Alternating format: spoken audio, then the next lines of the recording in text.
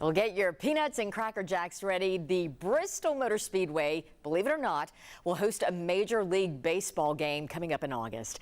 Our 10 Sports reporter Elijah Nixon has more on the behind the scenes of transforming a speedway into a baseball field.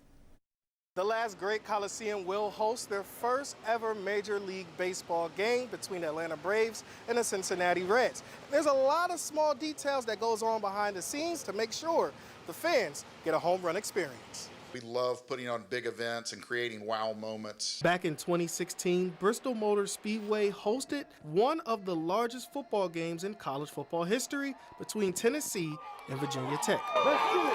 Let's get it! Let's get it! On August 2nd, BMS will host its first ever Major League Baseball game. Some of the same crews who worked on giving the fans a football field to the racetrack are now turning it into a baseball stadium. And they say the difference is in the details. The construction of football, it was literally just in the middle, so we didn't have to tear walls down, we didn't have to take lights out, we didn't have to tear a building out, we didn't have to take gas pumps out, so there was a lot more demolition and preparation for the baseball field. They will need 17,500 tons of gravel to level out the baseball field.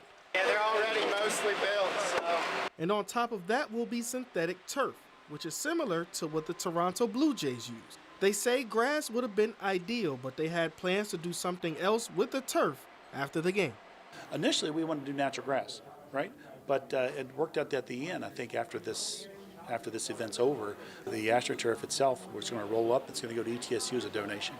The MLB wants baseball to become a global sport after hosting a game in Japan that featured the Dodgers earlier this year.